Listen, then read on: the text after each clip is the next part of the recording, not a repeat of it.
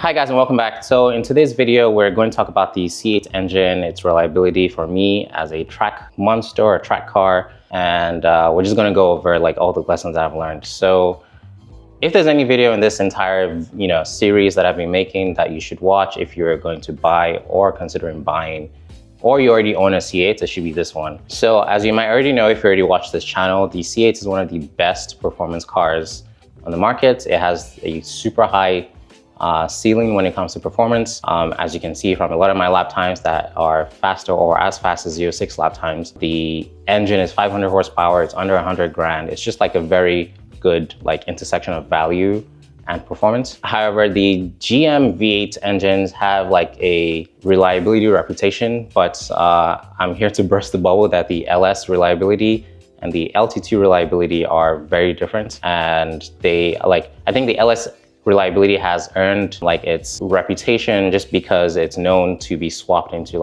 anything Miatas as a replacement for the 2JZ and stuff like that. However, the LT2 engine, which is in the C8's Corvette Stingray, is not quite as reliable as the GM V8's LS reliability would seem.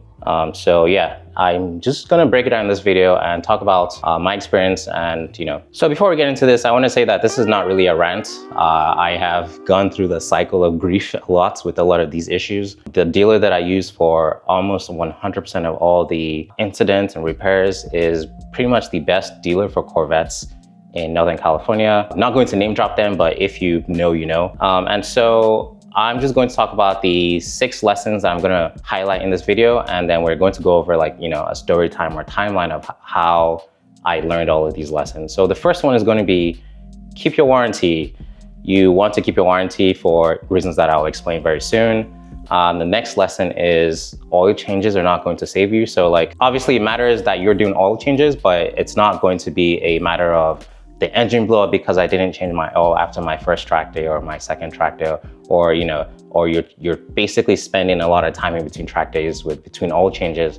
I think a lot of these issues are more systemic. And then the third lesson is that the engine has AFM lifters, and the AFM lifters are ticking time bombs, which we will see. And then the next lesson is that mods void your warranty, or you just have to be careful when you're modding your car to any capacity and you want to keep your warranty. And then the next 2 lessons, which may be self-explanatory, are it's a nightmare to deal with diagnosing track related issues. So if something happens on track and you take it to your dealer and say, oh, this only happens on track, it's just terrible to figure out how to diagnose these, especially if they only happen on track. And then that leads to the final lesson, which is track use accelerates failures. So the person who's daily driving their car and the person who's tracking their car are going to see maybe eventually the same issues, but one is going to see them at 10,000 miles versus 100,000 miles. So I'm also going to talk about the LS reputation and the LT2 reality. So the LS has earned its reputation as a very reliable swap-in or engine swap alternative. It has, port injection, and it's basically a very simple engine, and it produces close-ish enough power to the LT2. But the LT2 is a completely different engine. It has direct injection, it has AFM, MPG saving, tactics. It has cylinder deactivation, and a lot of stuff just points to defects that haven't been reliably worked out. And I think there's enough GM V8 scandals going out there that this should be at least believable. But again, my experience is in owning this car for about 5 years now and tracking it for most of that time, GM still has some shit to figure out. Okay, so let's get into the timeline of my entire tracking life or career with this car.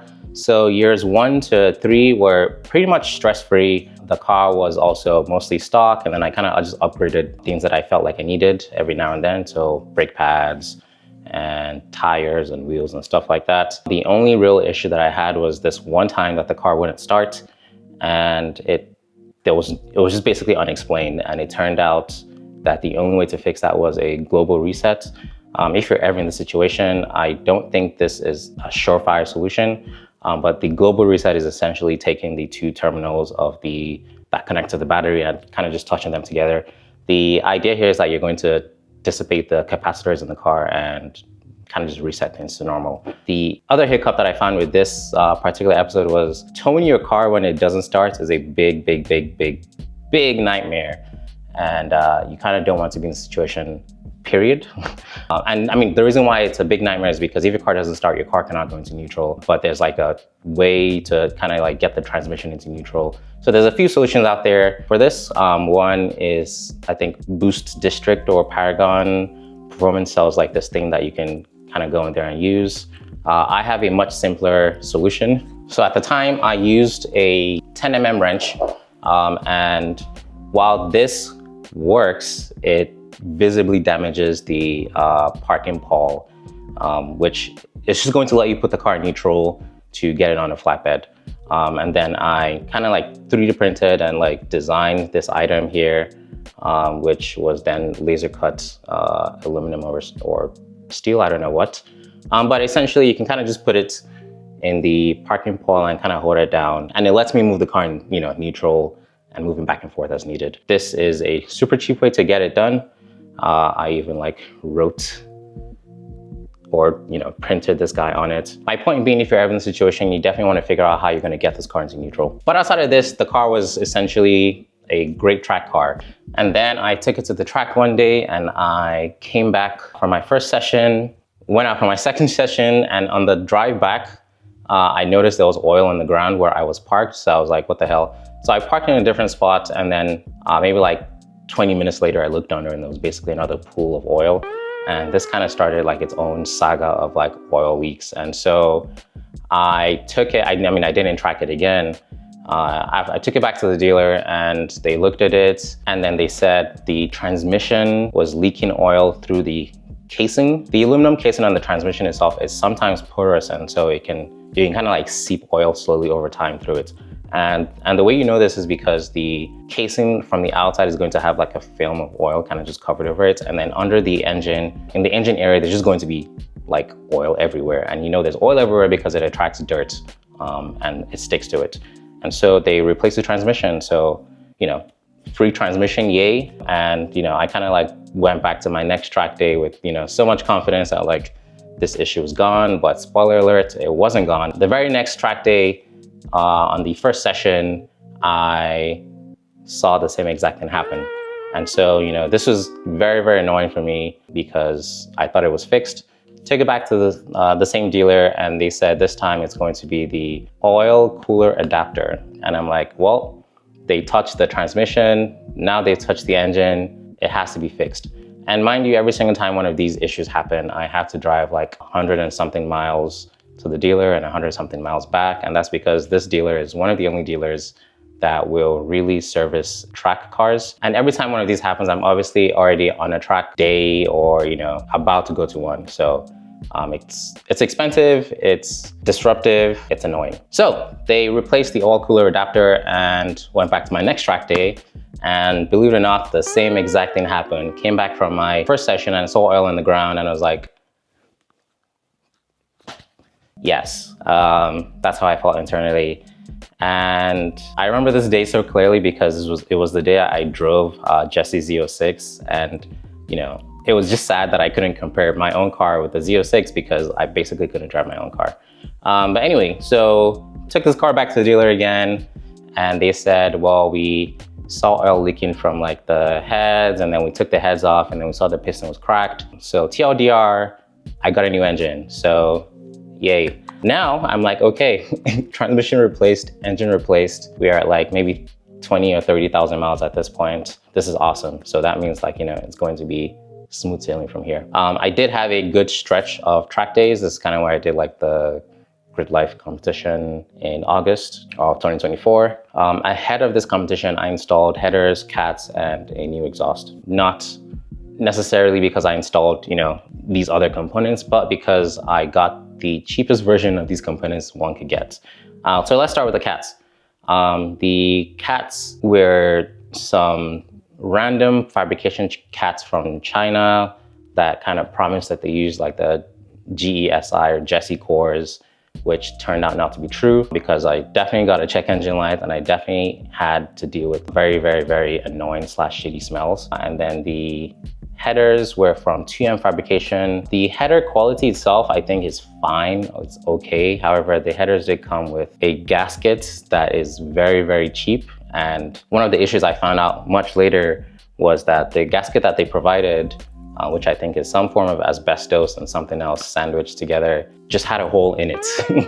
And the reason I knew it had a hole is because I could hear the engine ticking much louder than normal. So the lesson here at least is like, you know, retain your OEM gaskets or just buy higher quality stuff that will not try to compromise on the gasket quality. And then finally, I installed titanium exhaust. I think the reason I installed titanium exhaust was mostly for weight savings. In retrospect, it turns out this was a terrible idea because titanium is a very, very, very brittle metal. That's why you see all titanium exhausts tend to have a lot of welds, because if they didn't have a lot of welds, you just couldn't weld them because it's very brittle. This was again from China, and it's the kind of exhaust that like I think a specific valve company uses, but it's also very common to see like third parties selling this exhaust. But I have seen a few instances, and I did talk about this in my previous video where there's like pictures and stuff of these exhausts cracking. Well, I was no exception to that. My exhaust cracked. I do have it over here. Yeah, so this is the part that attaches to like the cats, and this is the part that cracked. You can see like it was, you can basically screw this on, but then it just slid right off and cracked. Like the entire wall just cracked, and then, you know, this guy just slid off. So no titanium exhaust. And then the ironic part was that the stainless steel exhaust that I got next, which is my 4th exhaust I've ever had in this car, ended up being just as light or lighter than like the titanium exhaust. So I wasn't really saving any weight. Shout out to Paragon Performance, which, you know, support your American companies, but also just realize that like a company in China cannot do the R&D that a company in America can make. So while saving money is something that we should all strive for, you kind of don't want to save money on areas that like can end up catastrophically, let's just say that. So all of these poor choices led to many painful track days where things just did not go right. So, you know, at this point, it's been like a year of just like bad luck, bad luck, bad luck, some good luck, bad luck, bad luck, bad luck, bad luck. And like good luck is just like the base, is the minimum, right? Good luck is just you had a successful track day. And you know, every single time one of these happens, it's hard to like trust that the car is going to be perfect when you're driving it. Yeah. So after all of this, I finally had an average track day, which was going fine for like one session until I had a splitter incident. Now that's not in the scope of this video, but what is in the scope of this video is that after I fixed all of these like mod related issues, we were back on engine related issues, because the next track day that I had, I went out for the first session just to warm up because it had been a while since I like, you know, actually did a good track day. And the next session I was like, all right, it's time to send it. And before the end of my first lap, I just looked down at the dash and lights were flashing, couldn't accelerate anymore. And I kind of just limped it back to the track. Once I got to the pits and things were quiet enough to like hear what's happening, I could just hear this loud ticking noise coming from the engine, and then an occasional bang or a pop, which, you know, was extremely scary. This was at Sonoma, by the way, which is irrelevant. But you can imagine how I felt after, you know, I basically already replaced the entire powertrain, and then I'm having another powertrain related issue.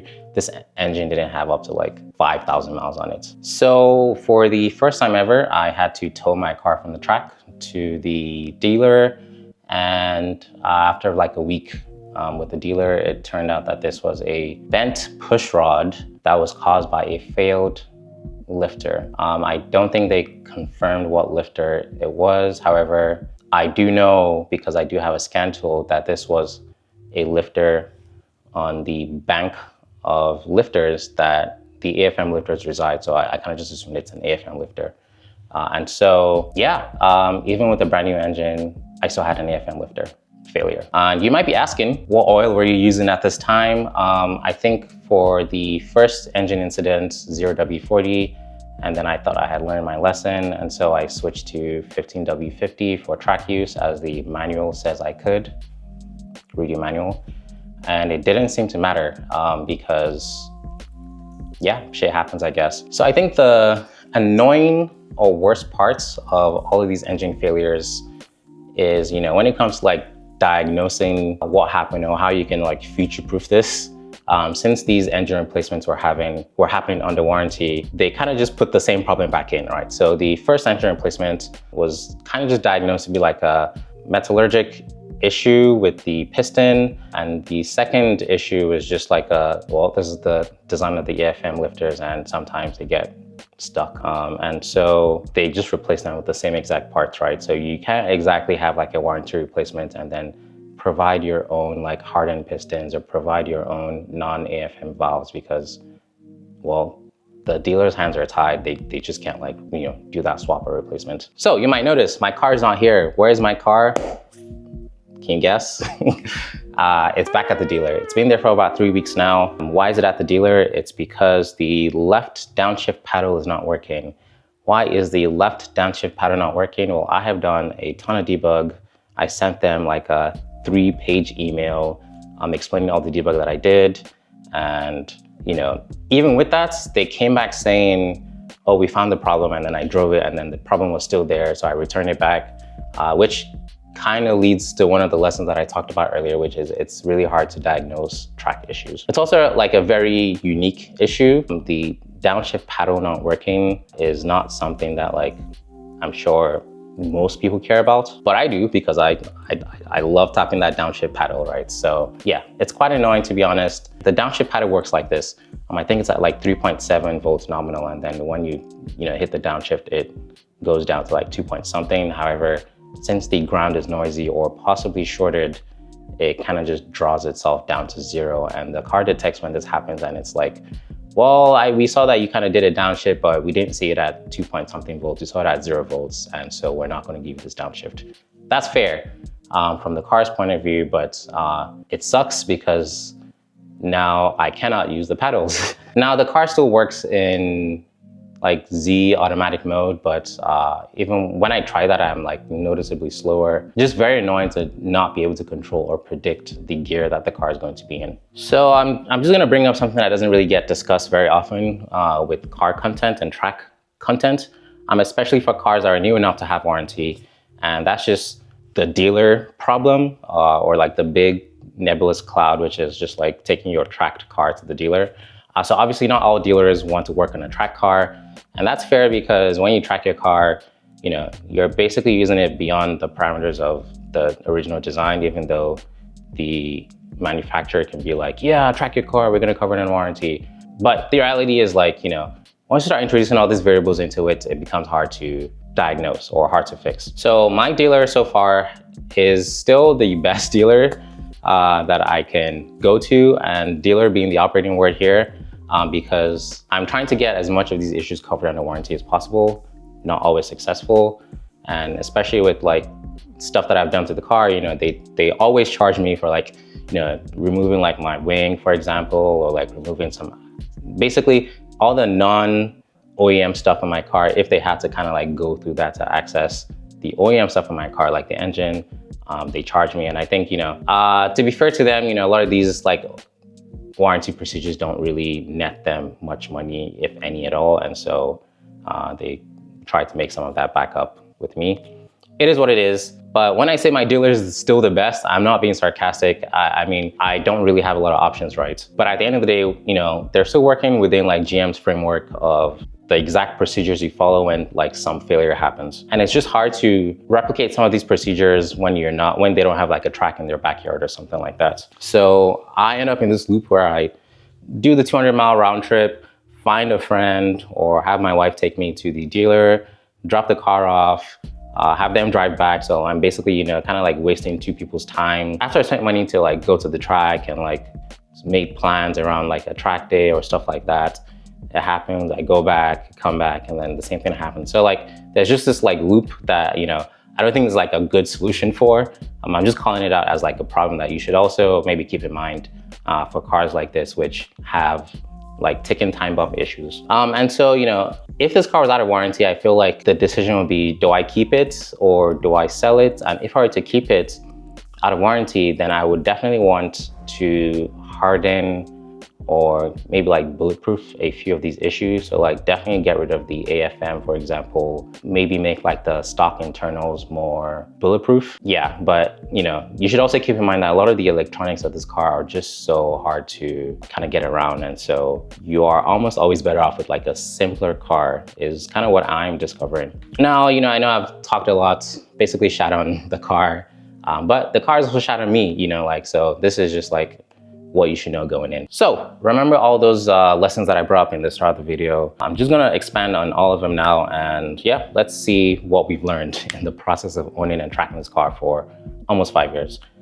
So the first lesson is keep your warranty. I said 1.5 engine replacements. That's because in the second instance, they didn't replace the entire engine. They kind of just replaced kind of like the bank of stuff that was wrong, that was broken. This is still like a 10K job for them, right? So keep your warranty or have extended warranty if you're tracking this car. They still make this car, it's 2026. There's still cars moving off the line that have the same exact engine. So yeah, just be aware of stuff like this and try to keep your warranty in anticipation of these issues if you track your car hard enough. 2, oil changes. Well, stuff will happen with 15W50 oil, stuff will happen with 0W40 oil, stuff will happen if you change your oil every track day, it will happen if you change your oil every 5 track days. So I do like the Blackstone Labs test, pretty much every oil change. And I don't change my oil every track day, but I know someone else who does change the oil every track day and they still have the same AFM issue. So it really doesn't matter, like your oil doesn't matter as much as you think it does with these issues, right? So I would say just don't obsess over it. And then the next lesson is AFM lifters being a ticking time bomb. This is self-explanatory. It's happened to me. It's happened to some other people that I know who have C8s. I think at the end of the day, while this car is an amazing performance bargain, the engine is not quite as bulletproof as an LS engine might seem to imply that it should be. The saving grace is that it is a cheap car for what you get, but you know, it's hard to trust that engine. And then number 4, mods. Mods definitely can affect the dealers that you take it to. Mods can affect your warranty. I've heard, non-GM at least, but I've heard some like if you have your Supra and you download boot mode on it and you take it to the dealer, they can flag your car from like future warranty issues. So like you really have to be careful if you're going to mod your car and you still kind of like plan to like claim warranty on it. And then the quality of your mods also matter, not even just for warranty, but for yourself, right? I've run into a lot of issues where the quality of my mods or the money that I tried to save on mods ended up biting me back later. Buy once, cry once applies so much to like modding your car. It's like, yeah, like I'm basically at loss of words to like how to describe how much it matters, because the amount of time and money, efforts, blood, sweat, tears that I've like spent on kind of going down the wrong mod path has taught me that lesson. And like, it's just a lesson that's been ingrained, and not just with like mods, but with pretty much everything in life, especially if it matters to you, matters to your safety and stuff like that. Then the next issue is track use accelerates wear. So I would say, you know, a lot of the issues that we're seeing here are not things that you would initially find in most C8 Corvettes until you're kind of like hitting like the upper echelon of the performance that the car can give you or the car can provide. And just be aware that, you know, these things happen when you track your car, because the more you push any platform, and not just a C8, you know, I think these lessons should be like general or generic, you know, with like the GT3s, for example, there's like specific failures with like the E92s of like rod bearing issues. Like every platform has their own Achilles heel. There's no perfect car, because if there was, everybody would just buy it and track it, right? The C606 has its own issues. Like every platform has its issues. Clearly the C8 Stingray has issues that nobody knew, but I have found out. You're welcome. And then finally, when it comes to diagnosing your issues, especially issues that you discovered on track, they can be hard, not just for yourself, but for the dealer. And then, you know, when it comes to like stuff like electronic issues, it's just almost impossible to kind of like pinpoint what's going on. A lot of these cars these days are very, very, very sensitive to like electronic issues, you know, again. So from what I've seen, you know, the car not starting, having like random ground issues. Like these are just hard to debug issues because I've tried to debug them. The dealer has spent a couple of weeks debugging them. Nobody has really found what's going on here. So yeah, the more complex the car is, the later the car is, just the harder it's going to be to diagnose. This is leading me down like a current existential crisis of like, was this the right choice long-term? You know, I think given everything that I've been able to achieve with the car so far, because as I said, this has been my only track car ever. And, you know, it's been pretty amazing to like watch myself grow with the car and to push it to where it is right now. But then you push long enough and then you find out like, you know, stuff like this. So yeah, I mean, you know, it can be frustrating. You have to budget time for stuff like this happening. But yeah, just be aware of, you know, all these lessons and what they entail. So I think it's time to end this. The truth is the car is becoming a headache, personally speaking. It's in the shop more than I drive it. I just want to, I think I started this year saying I want to be able to just immerse myself in tracking this car to the fullest potential, but like we're just nowhere there, right? It's April 2026 and I've tracked maybe once successfully this year, and even that was not a success. So I am looking forward to just having a much better time with this car. It's still an incredible deal. It's still like a performance bargain. Nothing else can touch it at this price. And in fact, it does feel like I cannot rely on it as much as I thought I could. It's been less than 5 years. I'm on my second engine, second transmission, gone to the dealer so many times. It's like I say hi to all the service people there all the time. So it's kind of annoying, especially when there's still unreleased C8's being announced. The Grand Sport was just announced. The GSX was also just announced. And you know, here I am with these same issues, right? The GS and GSX have different engines, which may or may not have their own problems. So we'll see. So I'm not really trying to dissuade anyone here from buying one, especially since a lot of my videos so far have been on the value of it. I just want you to walk in with your eyes open, see what I've had to deal with and see what you might have to deal with. Take the lessons from the lessons portion of my video and like see how you can apply it to your life. Even if you don't own a C8, a lot of these lessons for track use still apply. So what I want to know from you guys is if you track your C8, are you seeing these issues, or is this just like a me being unlucky situation? Well, thanks for watching this video and I will catch you guys in the next one. Bye.